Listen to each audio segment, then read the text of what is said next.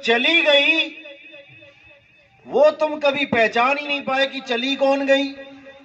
जिसको माता माता कहते थे वो तो ये पड़ी है, यानी सारी उम्र कपड़ों को ही माता माता करते रहे, सारी उम्र कपड़ों को ही पिता पिता करते रहे। अपनी मां और अपने पिता को हम जान ही नहीं पाए कि उनका स्वरूप क्या है। इस चमड़े को, इस मिट्टी को ही माता और पिता मान के बैठ गए, जबकि ना तुम मिट्टी हो और ना तुम्हारे मां बाप मिट्टी हैं। ना तुम आदमी हो ना औरत हो, ये कपड़े हैं, आपने धारण किए हैं कुछ समय के लिए। आप एक आत्मा हो जिसका कभी नाश नहीं होता। तो जब तुम कपड़े नहीं हो, तुम आदमी औरत नहीं हो, तो भगवान राम क्या हैं? कपड़े हैं? नहीं है। भगवान राम ने भी मनुष्य का चोला धारण किया था। विष्णु जी ने अवतार देखो, विष्णु जी के पहला अवतार क्या है? मछली। अब कह दो विष्णु जी तो मछली हैं, कभी ना कहोगे विष्णु जी मछली हैं। फिर विष्णु जी ने अवतार लिया कछुए का, अब कह दो विष्णु जी कछुआ है, कभी ना कहोगे कछुआ है। फिर जंगली सुअर का अवतार लिया तीसरा, अब कोई कह दे विष्णु जी बराबर इज इक्वल टू जंगली सुअर, कभी ना बोलोगे। अब विष्णु जी ने अवतार लिया आदमी का, राम जी का, कृष्ण जी का। अब तुमने इसको ग्रहण कर लिया कि भाई विष्णु जी तो आदमी हैं, क्योंकि तुम आदमी के चोले में हो, इसलिए तुम्हें वो मनोहर लग रहा है। बाकी चोलों को तुमने रिजेक्ट मार दिया, आदमी के चोले को पकड़ लिया। कृष्ण जी बोलते ही बांसुरी हाथ में आ जाती है। अब विष्णु जी ने एक ही बार में 2 चोले धारण किए, आदमी का तो किया, औरत का भी कर लिया। लेकिन तुमने कभी ना माना विष्णु जी को औरत। कब किया था औरत का रूप धारण? जब अमृत बट रहा था और दैत्यों ने रूप बदल के देवताओं में बैठ के अमृत का पान किया था। तो कौन थी वो जिसने चक्र से दोनों की गर्दन काट दी थी? आदमी था कि औरत? औरत रूप में थी। तो कह दो विष्णु जी औरत है, नहीं कहोगे। जब भस्मासुर को मारा, शंकर जी को भस्मासुर ने दौड़ा लिया, क्योंकि ऐसा आशीर्वाद दे दिया कि अब उस आशीर्वाद के सामने खुद भी झुकना पड़ गया। अब वो शंकर जी को भगा रहे हैं। अब शंकर जी ने किसको याद किया? विष्णु जी को, कि बचाओ प्रभु कहां फंस गए। अब विष्णु जी अगर अपने असली रूप में आ जाते तो जैसे शंकर जी भाग रहे थे वैसे विष्णु जी को भी भागना पड़ता, क्योंकि वरदान ही ऐसा था।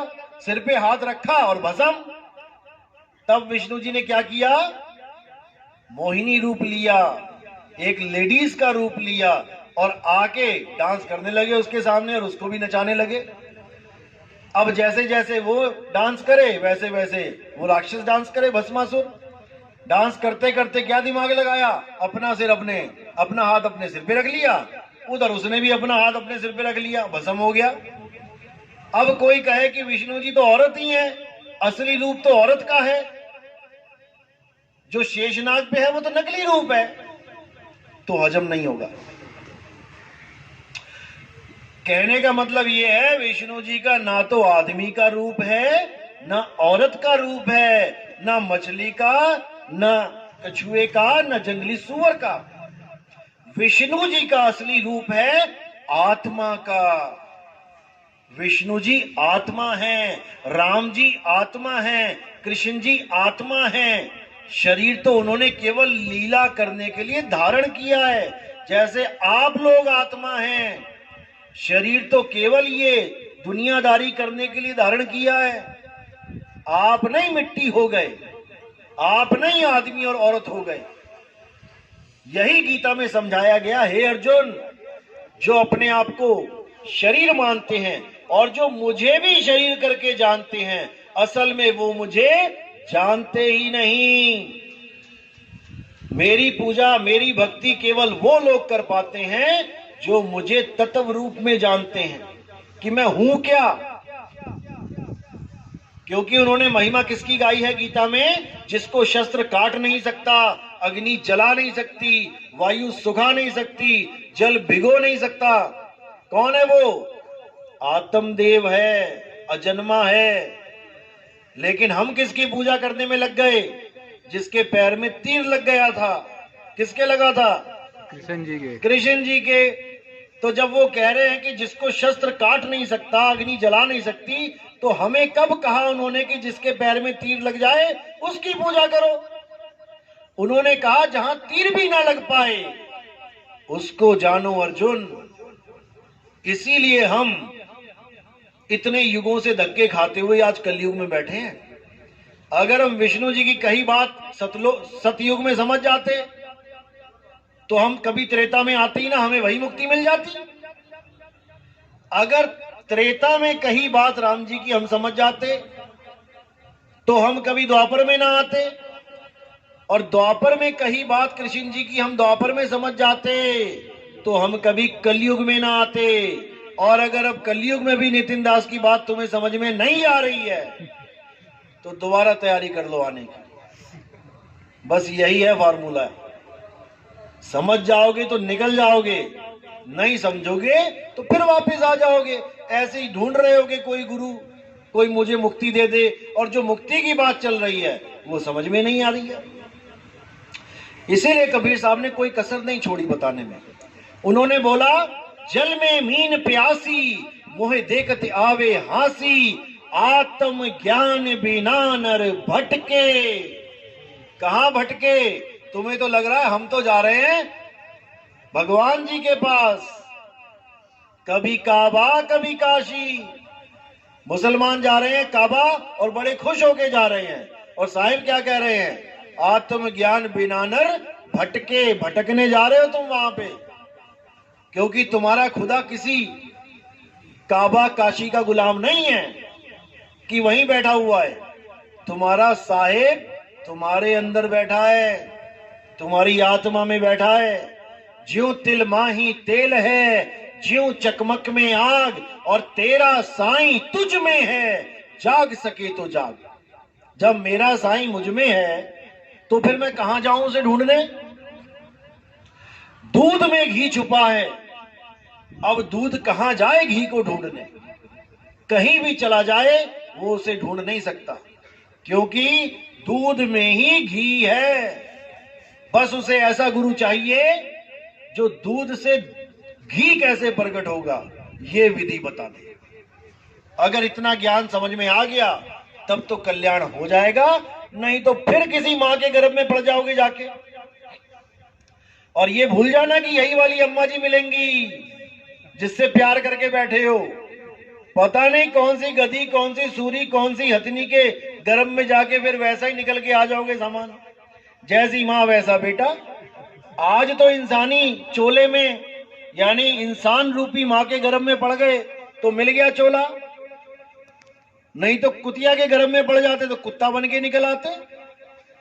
आज कोई कहे कि वो कुतिया लेटी है, जा इसका दूध पी, जाके पिएगा कोई? कोई ना पिएगा। और जब उसके गर्भ में पड़ गए तो बाकी भाइयों को पीछे करोगे, सबसे पहले जाके चूसोगे, तगड़े हो जाओगे, मोटे हो जाओगे। वहां तुम्हें याद नहीं रहेगा कि मैं कभी इंसान था और मैं घिन कर रहा था कि ये दूध मैं नहीं पी सकता। अब चूस चूस के मोटे ताजे हो जाओगे। ये माया का खेल है भाई, ऐसा घुमा रखा है इसने कि हालत खराब कर देगी। इसीलिए साहिब ने बोला जब लग ना चीनोगे आत्म, तब लग ना मिली है परमात्म। आत्म चीने परमात्म चीने, संत कहावे सोए, और यह भेद काया से बाहर बूझे बिरला कोई। जब तक काया से बाहर का ज्ञान नहीं समझ में आया, यानी विदेही ज्ञान समझ में नहीं आया, जब तक भटकते ही रहोगे। तो इसीलिए साहिब ने बोला जब लग ध्यान विदेह न पावे, तब लग जीव भव भटका खावे। उस विदेही ज्ञान को समझ लो, उस आत्म राम को समझ लो।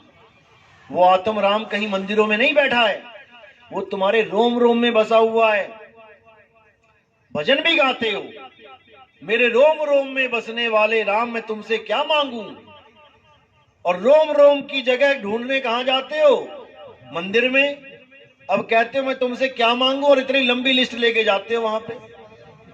सब उल्टा चल रहा है काम। कुछ मांगने की जरूरत नहीं है भाई, बिना मांगे सब कुछ मिलेगा। लेकिन तुम्हें भगवान को केवल एटीएम बना के शो कर दिया गया है कि मंदिर जाना है तो ऐसे मंदिर में जाओ जहां तुम्हारी इच्छा पूर्ति हो जाए। उसका नाम भी यही रख दिया, इच्छा पूर्ति मंदिर। मतलब घर बैठ के अगर तुम मांगोगे तो उसने कानों में उंगलियां दे रखी हैं, और वहां जाके मांगोगे तो वो सुन लेगा। कमाल कर दी। इसी भ्रम में सारा जग भूल रहा है। हमारा साहेब हम में है। कस्तूरी कुंडल बसे, मरग ढूंढे बनमाही, और ऐसे रमता राम है, ये दुनिया जाने नाही। ये दुनिया नहीं समझ सकती उसको, क्योंकि जितने भी लोग हैं उन्होंने भगवान को एक बिजनेसमैन समझ लिया है। भगवान जी मुझे ये दे देना, मैं तुम्हें वो दे दूंगा। यही बिजनेस चल रहा है। अगर किसी ने मन्नत मांगी, भगवान जी मेरे घर में बेटा हो जाए, मैं पूरे गांव को खाना खिलाऊंगा, बेटा नहीं हुआ ना, खाना भी नहीं खिलाएगा। इतना स्वार्थी है ये। कहेगा पहले मेरे बेटा होना चाहिए तब खिलाऊंगा खाना। इतना स्वार्थी है। तो ऐसे लोगों को क्या परमात्मा मिलेगा? भूल जाओ। तो इसी को बार बार संतों ने समझाया, कोई कमी नहीं छोड़ी, लेकिन ये मूर्ख जीव समझ नहीं पाया। तो अब समझना है, अब इस मूर्खता को छोड़ना है। आत्म में राम, राम में आत्म, चीनस गुरुमुख विचारे। गुरबाणी यही समझा रही है, लेकिन हमें नहीं समझ में आ रहा। हम अपने आप को छोड़ के हर चीज को पकड़ने में लगे हैं। आत्मा को छोड़ के हर चीज माया है। यही अर्जुन को समझाया गया कि हे अर्जुन, आत्मा अजन्मा है, आत्मा नित्य है, आत्मा शाश्वत है, आत्मा पुरातन सनातन है। जो आत्मा के पुजारी हैं असल में वही सनातनी हैं। सनातनी यानी जिसका कोई आदि और अंत ना हो। कहते हैं ना, हिंदू धर्म का कोई आदि और अंत नहीं है, सनातन धर्म का आदि और अंत नहीं है। वो तब नहीं है जब तुम आत्मज्ञानी हो जाओ। अगर तुम राम जी के पुजारी हो तो सत्युग त्रेता, त्रेता से पहले दिखाओ राम जी कहां है। आदि और अंत में आता है त्रेता क्या? अगर तुम विष्णु जी के पुजारी हो तो सतयुग, तुम कृष्ण जी के पुजारी हो तो द्वापर युग, तुम किसी और गुरु के पुजारी हो जिसको तुमने भगवान मान लिया तो ये तो कलियुग। इसीलिए 10वीं पातशाही को पूछा गया तुम्हारा गुरु कौन है? उन्होंने क्या बोला? आदि अंत एको अवतारा, सोई गुरु समझो हमारा। उन्होंने 9वीं पातशाही का नाम नहीं लिया कि ये गुरुजी मेरे गुरुजी हैं। उन्होंने कहा वो मेरा गुरु है जो आदि अंत तक एक ही अवतार में रहता है। और वो क्या, कौन है? आत्मदेव। हे अर्जुन, आत्मा ना तो कभी जन्म लेता है, ना ही आत्मा की कभी मृत्यु होती है। आदि और अंत तक केवल आत्मा ही आत्मा होता है, इसके अलावा कुछ नहीं।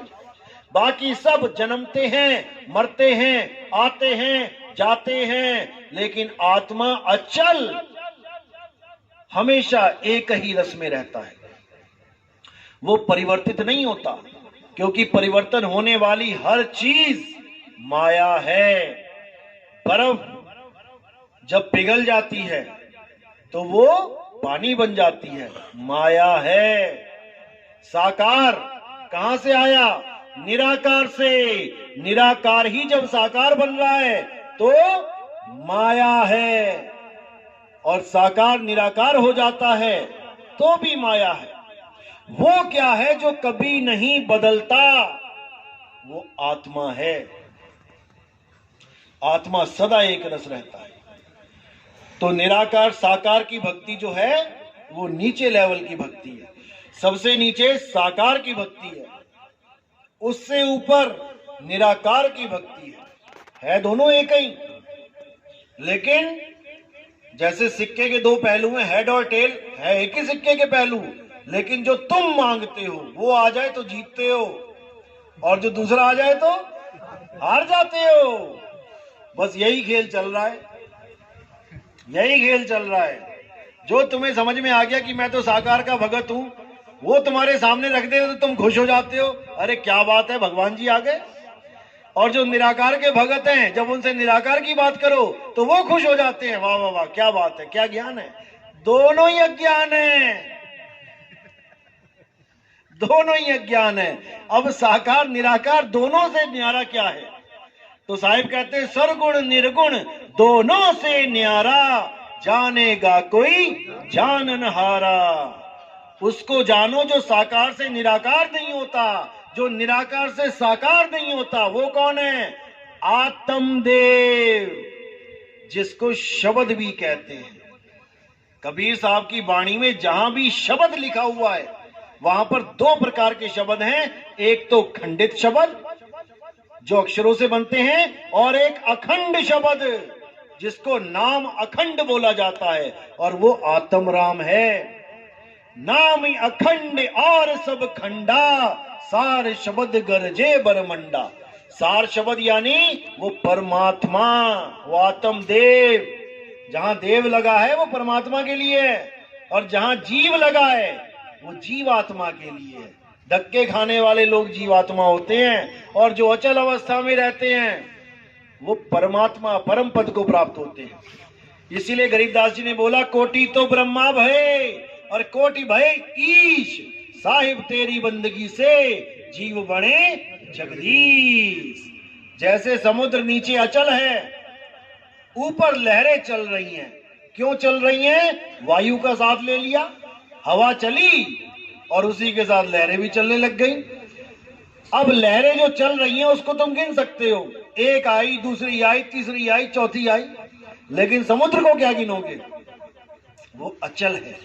तो जब तक लहरें चल रही हैं, ये बैठी हैं लहरें, ये जीव अवस्था ही लहरें हैं। एक आया, दूसरा आया, तीसरा आया, और जब यही लहरें शांत होके उस मन रूपी वायु का साथ छोड़ के उस समुद्र में समा जाती हैं, तो कोई पहचान भी नहीं सकता कि इसको लहर कहूं कि समुद्र कहूं। एक हो जाती है।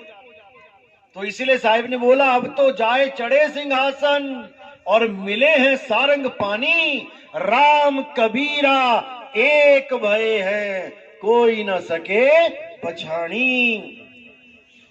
जब गुरु मिलता है आत्मज्ञानी तो तुम्हारी अवस्था को बदल देता है। जहां तुम अपने आप को काया मान रहे थे, अब काया से हटके तुम अपने सत्य स्वरूप को प्राप्त करते हो। अब लहरों वाला काम खत्म और अटल अविनाशी सत्य पे आके आप स्थिर हो जाते हो। इसी को स्थित प्रज्ञ बोला गया है गीता में। स्थित प्रज्ञ जो एक जगह स्थित हो जाए, अब उसे कोई हिला ना पाए, वही मुक्ति है। और जब तक तुम चल रहे हो, कोई शिवलोक को जाने की तैयारी कर रहा है, कोई ब्रह्मलोक को, कोई गोलोक को, कोई स्वर्ग को, कोई नरक को, जब तक तुम चल रहे हो, जब तक तुम अज्ञान में हो, तुम काल के जाल में हो, तुमने स्थिर हो जाना है। एक भैंस को बांधा खूंटे से, खूंटा ढीला था, पता लगा भैंस खूंटा ही लेके चली हुई है। कई बार देखोगे भैंस ऐसी भी मिल जाती है, खूंटा ही लगा होता है साथ में, क्योंकि खूंटा अचल नहीं था। इसी प्रकार आपने अपनी सूरत को जहां स्थिर करना है, वो खूंटा अचल होना चाहिए। अगर तुमने सुरती लगा ली किसी पत्थर में, तो आज यहां पे, कल को उठा के किसी ने और कहीं रख दिया, फिर उधर मुंह घूम जाएगा तुम्हारा। या फिर आप कोई मंत्र में उलझ गए हो, तो आज ये मंत्र है, कल को गुरु बदल दिया, मंत्र भी बदल गया तुम्हारा। अब करना क्या है? उस अचल आत्मा में स्थिर होना है जो आपके पास है। किसी मंत्र में नहीं फंसना, किसी जंत्र में नहीं फंसना, किसी मूर्ति पूजा पाठ में नहीं जाना, अपनी आत्मा को जानना है। यही आत्मज्ञान है। जैसे आत्महत्या का मतलब होता है खुद की हत्या करना, किसी और को गोली मारना आत्महत्या नहीं होता। आत्मरक्षा होता है खुद की रक्षा करना। पड़ोसियों की रक्षा करने को आत्मरक्षा नहीं कहते। अपने बारे में किताब लिख देना आत्म कथा होता है, किसी और की कथा लिखना आत्म कथा नहीं होता। अपने ऊपर निर्भर हो जाना आत्म निर्भर हो जाता है, किसी और पे निर्भर रहना आत्म निर्भर नहीं कहलाता। इसी तरह आत्म ज्ञान किसी और का ज्ञान लेना नहीं होता कि दोनों हाथ कर दिए सामने, निराकार दिखा दिया, अरे वो दिख रहा है, जो दिख रहा है वो तुमसे भिन्न है, वो आत्मज्ञान नहीं है। आत्मज्ञान का मतलब है जो उसको देख रहा है उसके बारे में जानो। देख कौन रहा है? आत्म देख रहा है, तुम स्वयं देख रहे हो। किसी और को पूजना, किसी और की पूजा करना, किसी और में आस्था लगा लेना, यह आत्मज्ञान नहीं है। खुद को जानना है। खुद को कैसे जानेंगे? हे अर्जुन, अध्याय 4 34वां श्लोक। हे अर्जुन, इस दुनिया में 2 प्रकार के तत्व हैं, एक असत और एक सत्य। असत तो ये सारे शरीर हैं, क्योंकि ये बदल जाते हैं। जब आप पैदा हुए इस दुनिया में, शरीर पैदा हुआ तो 6 इंच के थे, 8 इंच के थे, धीरे धीरे धीरे देखो कितने बड़े हो गए। यानी ये माया है, बदल रही है। तुम्हें तो ये भी नहीं पता मेरी शक्ल है कैसी, बचपन वाली थी मेरी शक्ल, या 10 साल वाली थी, या आज 20 25 30 40 साल वाली है, या फिर 80 साल में बूढ़े से लटकने वाले चेहरे वाली मेरी असली शक्ल है। तुम्हें तो ये भी नहीं पता, तुम सारी शक्लों को अपनी शक्ल मान बैठे हो। सारी फोटो ले लो अपनी, जितनी भी आज तक खिंचवाई हैं, इसमें से बता दो तुम्हारी शक्ल कौन सी है। सारी शक्ल मान के बैठे हो अपनी। इसीलिए हे अर्जुन, आत्मा सत्य है, आत्मा कभी नहीं बदलती। अगर तुम सत्य को प्राप्त करना चाहते हो तो ऐसे गुरु की शरण में जाओ जिसने आत्मा को जान लिया है, वही तुम्हें तुम्हारी आत्मा का ज्ञान देगा, जिसको एक बार प्राप्त करने के बाद तुम्हें कोई भरमा नहीं सकता, तुम्हें कोई विचलित नहीं कर सकता। तुम कभी नहीं समझ पाओगे अपने आप को मिट्टी, क्योंकि तुम खुद को जान जाओगे। अभी तो मिट्टी मान बैठे हो अपने आप को, फिर तुम अपने आप को आत्मा जान जाओगे। जिसने कभी करंट को हाथ नहीं लगाया वो कभी नहीं जान सकता कि ये पंखा कैसे चल रहा है, किस ताकत से चल रहा है। उसने केवल सुन लिया कि पंखा करंट से चलता है, लेकिन उसको करंट का बोध कभी नहीं हो सकता जब तक वो उसको हाथ ना लगा ले। केवल बातों में ही चलेगा, हाँ बिजली आ गई, हाँ बिजली चली गई, लेकिन बिजली होती कैसी है इसका बोध उसे नहीं हो सकता। इसी प्रकार आत्मा, आत्मा तो सारे कर रहे हैं, जो गीता भागवत का पाठ करने आ रहे हैं 7-7 दिन, आत्मा आत्मा तो वो भी चिल्ला रहे हैं, लेकिन देखना फिर क्या करवाते हैं। पूरा दिन आत्मा आत्मा करके शरीर की पूजा, वो भी शरीर क्या बोलूं, पत्थर है, पत्थर की पूजा करवा के भेज देते हैं घर। अब कहां गई तुम्हारी आत्मा? अब कहां गया तुम्हारा आत्मज्ञान? किसी को नहीं समझ में आ रहा कि हमारे साथ करवाया, हमें क्या बताया जा रहा है, कैसे हमें घुमा दिया जा रहा है। इसीलिए कबीर साहब को बोलना पड़ा, कबीर आत्म ज्ञान का पड़ा नगर में शोर, और पूछो कैसी आत्मा, देखते दांत निपोर। उनको पूछो आत्मा होती कैसी है? क्या आत्मा के 2 हाथ होते हैं, 2 पैर होते हैं, या आत्मा कोई ज्योति प्रकाश होती है? आधी दुनिया इसको, ज्योत को आत्मा मान के बैठी है। मैंने ज्योत दिखा देख ली, मैंने प्रकाश देख लिया, मेरा कल्याण हो गया। अरे वो दृश्य है, ज्योत एक दृश्य है जो तुमने देख लिया। ज्योत को देखा किसने, उसका स्वरूप क्या है? जब तक इसको नहीं जाना, जब तक आत्मज्ञान नहीं हो सकता। अब ज्योत क्या है? गुरबाणी में क्या बोला? अरे मन तू ज्योत स्वरूप है, अपना मूल पहचान। ये तुम्हारा मन है जिसको तुमने आत्मा मान लिया, परमात्मा मान लिया ज्योत को। यही ज्योत सारी संसार की रचना करके 184 बना के बैठी है। अव्वल अल्लाह नूर उपाया, कुदरत के सब बंदे, एक नूर ते सब जग उपजया। कौन भले कौन मंदे। किससे बना है दुनिया? नूर से। नूर क्या है? ये मन ही है नूर। मन ही स्वरूपी देव निरंजन, तुम्हें राख भरमाई हो। ए हंसा तू अमर लोक का, बड़ा कालवश आई हो। ये प्रकाश जो दिखाई दे रहा है यही है काल भगवान। इसी से प्रेम करवा दिया सबको। एक नूर सर्वव्यापक, यही है काल भगवान। इसी का सारा पसारा है।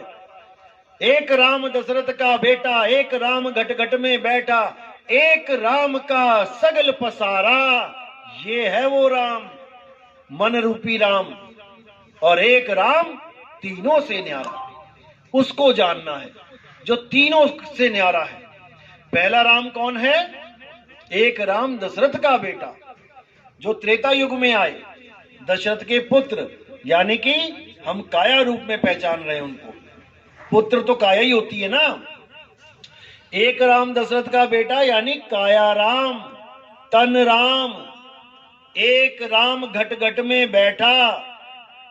उस काया राम के अंदर कौन बैठा है जो चला रहा है काया को? जीव राम। तुम्हारी काया खुद नहीं चल रही। अगर खुद चलती होती तो क्यों लेट जाती है अंत में? कौन छोड़ के चला गया इस काया को? जीव। ये दूसरा राम जीव राम है जो इस काया को चला रहा है। अब तीसरा राम कौन है? एक राम का सगल पसारा। ये मन राम है। जो ये दुनिया तुम्हें दिख रही है, ये गाड़ियां, कारें, बिल्डिंगें, ये पहले थी क्या?